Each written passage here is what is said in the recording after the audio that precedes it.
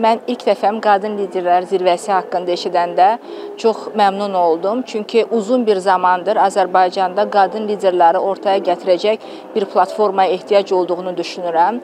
Və bu forumun ilk tədbirində çıxışçı olmaqdan çox məmnunluq duyuram.